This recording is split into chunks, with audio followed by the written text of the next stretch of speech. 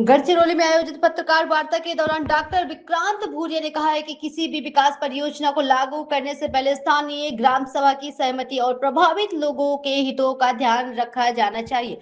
उन्होंने कहा कि विकास के साथ पर्यावरण संरक्षण और स्थानीय लोगों के अधिकारों का सम्मान भी जरूरी है। इस अवसर पर पूर्व मंत्री बसंतपुर के विधायक रामदास मसराम, जिला कांग्रेस अध्यक्ष विश्वजीत कोबासे, सुरेश कोबासे, रेस पंचांग, लक्ष्मण नागोटी, मनोहर पोरेटी, बंडू शनिवारे सहित कांग्रेस के कई पदाधिकारी और कार्यकर्ता मौजूद रहे। पत्रकार वार्ता में आदिवासी समाज और किसानों ने जुड़े विभिन्न मुद्दों पर विस्तार से चर्चा की। कांग्रेस नेताओं ने कहा है कि आदिवासी और किसानों के हितों से जुड़े मुद्दों को लोकतांत्रिक तरीके से लगातार उठाया जाएगा। फिलहाल गढ़चिरौली में यही बड़ी खबर है।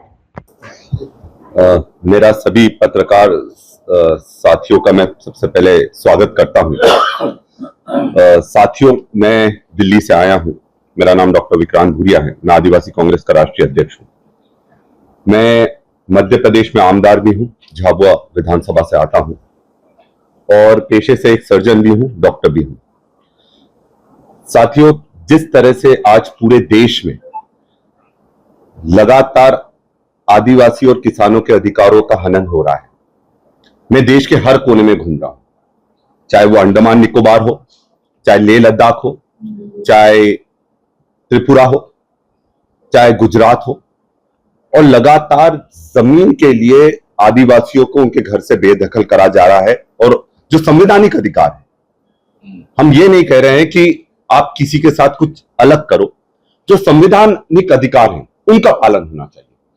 हम लोग विकास के खिलाफ नहीं है, विकास होना चाहिए, पर विकास किस शर्त पर होता है? विकास उस शर्त पर होता है जब सबकी बराबर की भागीदारी, जिसका विस्थापन हो रहा है उसकी भी भागीदारी होना चाहिए, जिसको वहां से हटाया जा रहा है उसकी भी भागीदारी होना चाहिए।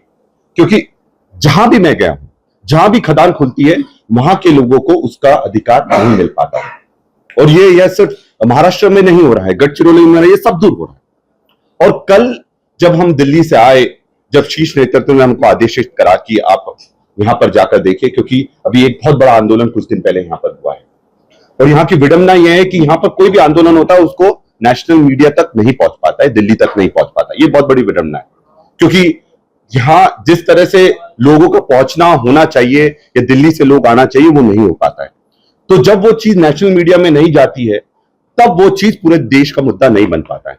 और जबकि देखें, गढ़चिरौली में सबसे ज्यादा अगर कहीं फॉरेस्ट कवर है, जहां वन है, 70% से ज्यादा यहां फॉरेस्ट कवर है। और जब यहां पर पेड़ कटते हैं तो इसका प्रभाव सिर्फ महाराष्ट्र या गढ़चिरौली पर नहीं पड़ता, पूरे आसपास के क्षेत्रों पर पड़ता है। और जब हम शुरुआत हमने करी, कल सुबह से हम 7 बजे से निकले हुए हैं और लोगों से मिले, वार्तालाप कराए और एक संवाद स्थापित करा, क्योंकि जब तक हमें यहाँ की समस्याएं नहीं समझ में आएंगी तब तक हम उसका निराकरण नहीं कर पाएंगे। हम सबसे पहले जहां 27 गांव के जो किसान हैं और जो आदिवासी हैं, जो अपनी जमीन बचाने के लिए लड़ाई लड़ रहे हैं, उनकी जमीनें ली जा रही हैं और बहुत ही फर्टाइल जमीन है यहां पर, मतलब उपजाऊ जमीन है जो बाकी जगह मैंने देश में नहीं देखी है, वो जमीनें ली जा रही हैं। आप एयरपोर्ट की बात करें, एयरपोर्ट में भी जो जमीन ली जा रही है बहुत ही उपजाऊ है, जबकि दूसरी जगह जहां पर फॉरेस्ट है वहां पर उस तरह की परियोजना लाई जा सकती है। और उनकी जो आमदनी है, एक चीज हमें समझना पड़ेगी, आदिवासी किसान अगर उसकी जमीन छीन जाती है तो वो मजदूर से ज्यादा कुछ नहीं बचता है। तो क्या हम अपनी जनता को मजदूर बनाना चाहते हैं और मुफ्त का अनाज देकर उनको बंधुआ मजदूर बनाना चाहते हैं? और एक चीज जो मैंने देखी कि जहां पर भी जा रहे हैं, महिलाओं का भागीदारी बहुत ज्यादा है। आप एक तरफ लाड़की बहन योजना में उनको 1200-1500 रुपए देने की बात करते हैं, और दूसरी तरफ उनकी जो कमाई का साधन है वो पूरी तरह से हथियाने का आप लोग काम कर रहे हैं। और यही नहीं, यहां पर फॉरेस्ट राइट एक्ट, जो वन अधिकार अधिनियम है, उसका खुले तौर पर उल्लंघन हो रहा है। ग्राम सभाओं की अनुमति नहीं ली जा रही है, उनसे किसी भी तरह से पूछ परख नहीं करी जा रही है। पैसा कानून का बहुत पूरी तरह से उल्लंघन हो रहा है। और एक चीज जो मैंने देखी कि जब भी भाजपा पर यह आरोप लगता है कि आदिवासियों का शोषण कर रही है, तो भाजपा बोलती है कि हमने राष्ट्रपति आदिवासी बनाया है, हम लोग मुख्यमंत्री आदिवासी सद्दूर बना रहे हैं। पर मैं इसकी सच्चाई आप सबके सामने रखना चाहूंगा। हमारे पूरे देश में 10 अनुसूचित क्षेत्र हैं, 5th शेड्यूल के 10 स्टेट्स हैं। उसमें महाराष्ट्र भी आता है, मध्य प्रदेश भी आता है, उड़ीसा भी आता है, झारखंड भी आता है, गुजरात भी आता है, राजस्थान भी आता है और छत्तीसगढ़ भी आता है। पर दुख की बात यह है कि हमारी जो राष्ट्रपति हैं द्रौपदी मुर्मू जी, वो आती है उड़ीसा से। 10 में से 9 स्टेट्स में आपका पैसा कानून लागू हो गया है, और जहां से राष्ट्रपति आती हैं, जहां का मुख्यमंत्री भी आदिवासी इन्होंने मोहन मांझी जी को बनाया है, वहां पर ही पैसा कानून लागू नहीं हुआ।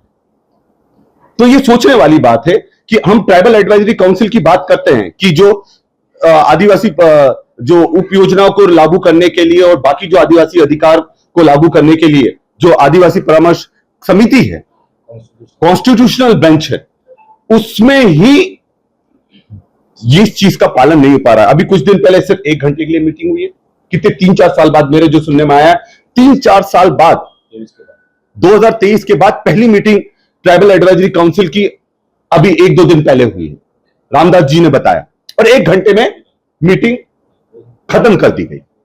और आप एक चीज समझो, हम किसके पास जाएंगे? हम गवर्नर के पास जाएंगे। गवर्नर के किसके अधीन है? वो राष्ट्रपति जी के अधीन है। और ये दुख की बात है कि जब भी कोई आदिवासियों का मुद्दा होता है, राष्ट्रपति जी की तरफ से कोई भी तरह का डायरेक्टिव स्टेट गवर्नमेंट्स को नहीं आ। तो बीजेपी आदिवासियों को सिर्फ मुखौटे की तरह उपयोग कर रही है, और उनका मुख्य उद्देश्य उनका जमीन लेना। और यहां भी एक बहुत रोचक चीज मैं आपके सामने रखना चाहूंगा। अभी एक डीलिस्टिंग और डीलिमिटेशन की बहुत बड़ी बात चल रही है कि हम डीलिमिटेशन करेंगे, और डीलिमिटेशन में विधानसभाओं को अलग करा जाएगा, लोकसभा को अलग करा जाएगा।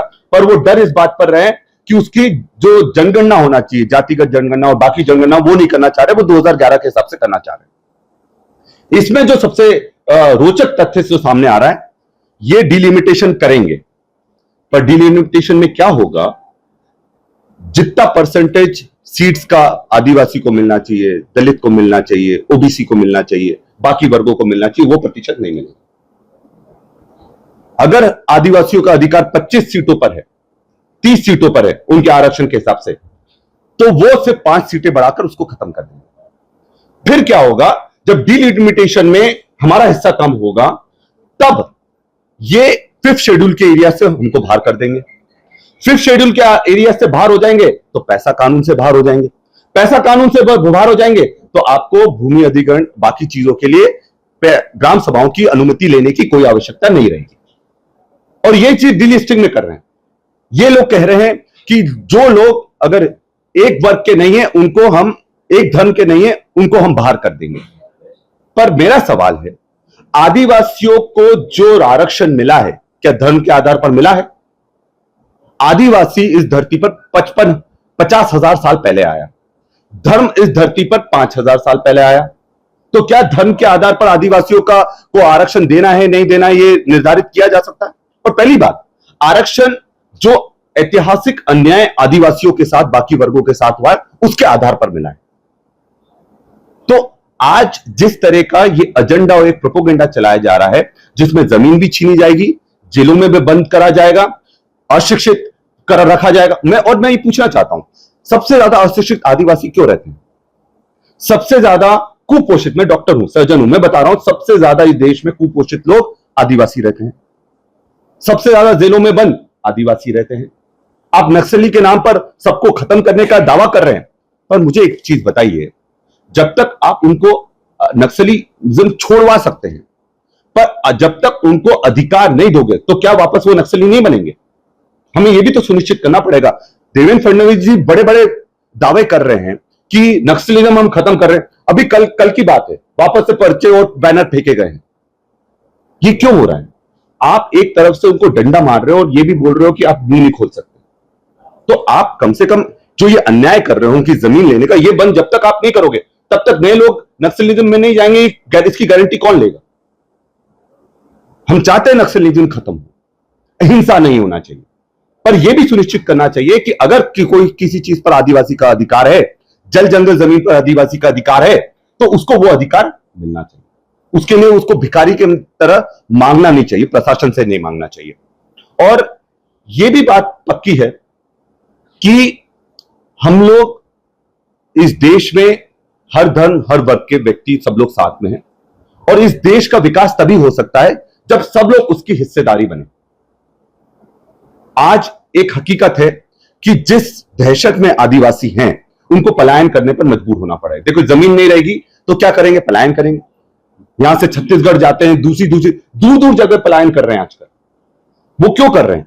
क्योंकि यहां पर उनके जो कमाने का साधन है, जो खेती का साधन है, किसानों के जो खेती का साधन है, वो ही उनसे छीना जा रहा है और एकदम उपजाऊ जमीन उनसे छीनी जा रही है। तो हम, ये शुरुआत है, आज पहला दौरा हमारा हुआ है। इसकी जो ब्रीफिंग करनी है हाईकमान को दिल्ली में, वो भी हम करेंगे। और आने वाले दिनों में अगर इन चीजों पर, जिस तरह का अन्याय हमारे आदिवासी और किसानों के साथ हो रहा है, और अगर उस पर किसी तरह से उसका निराकरण नहीं होता है, तो बड़ा आंदोलन भी हम लोग खड़ा करने का काम करेंगे। अब मैं चाहूंगा मेरे पत्रकार साथियों, अगर आपको कोई सवाल करना है तो आप बिल्कुल कर सकते हैं।